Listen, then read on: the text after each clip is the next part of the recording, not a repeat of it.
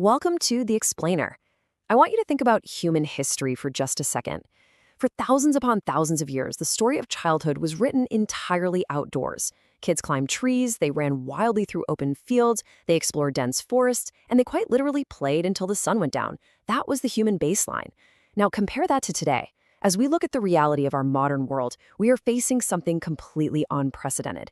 Today, many children actually spend more time indoors than any generation that came before them. Now, sure, we've given them endless, incredible entertainment at home, from TVs and tablets to smartphones and video games. But in doing so, we've systematically stripped away one of the most fundamental things they need to thrive: fresh air. And guys, this shift, it is not just some minor cultural change. It may very well be the biggest parenting mistake of modern life. This lack of fresh air and outdoor connection has quietly become a silent epidemic for this generation. We are essentially locking our kids away in perfectly climate-controlled boxes, and honestly, we're paying a massive developmental price for it. Section 1. A biological necessity. Okay, let's dive right into this because we need to completely reframe how we view the world right outside our front door. The outdoors is not a toy and it's not just a playground.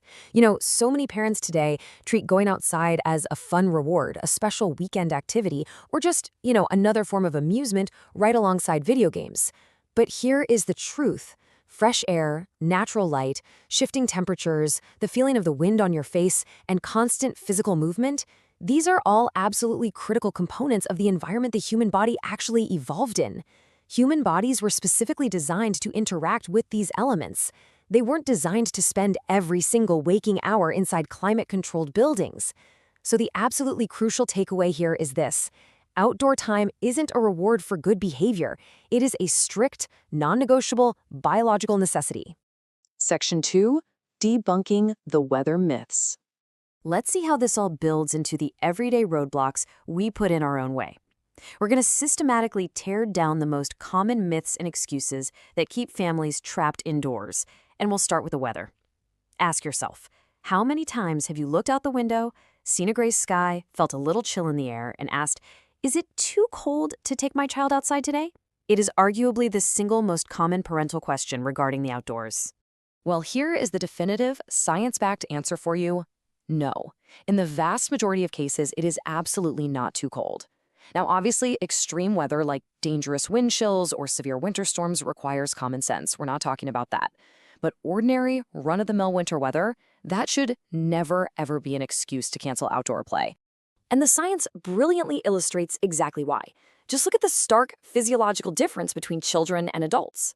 Healthy children tolerate the cold significantly better than we do. Why is that? Because kids are essentially little metabolic furnaces. Their metabolism is much faster than ours, meaning they naturally produce a lot more body heat. On top of that, children are constantly moving, right? They're running around, generating warmth.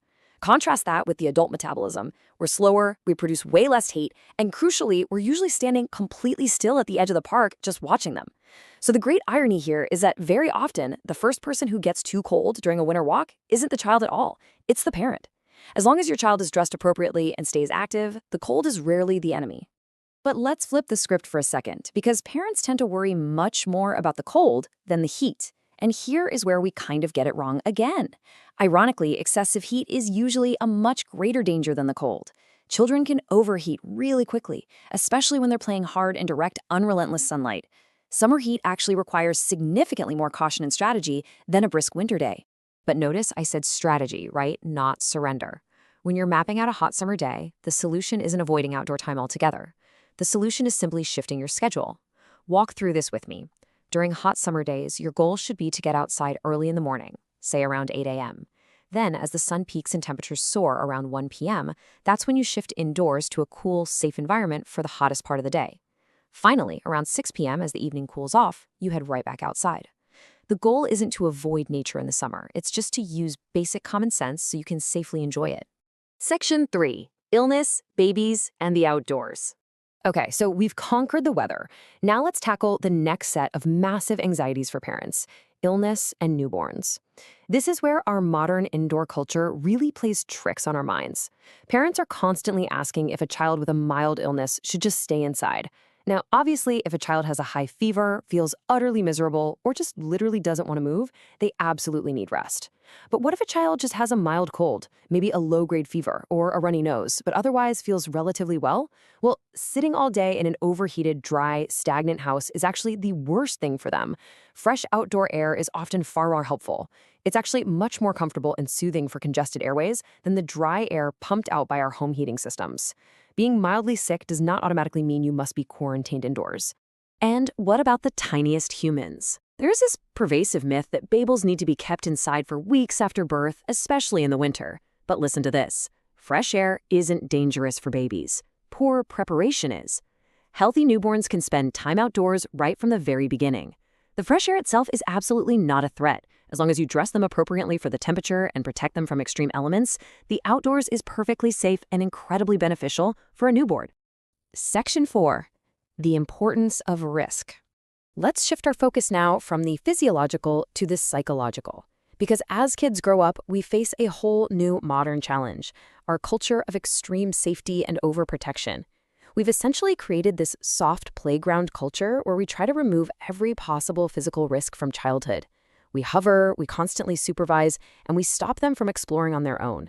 And sure, it feels like we're protecting them, but when we remove those small, age-appropriate challenges, we are actually stunting their ability to build confidence, coordination, good judgment, and real-world safety skills.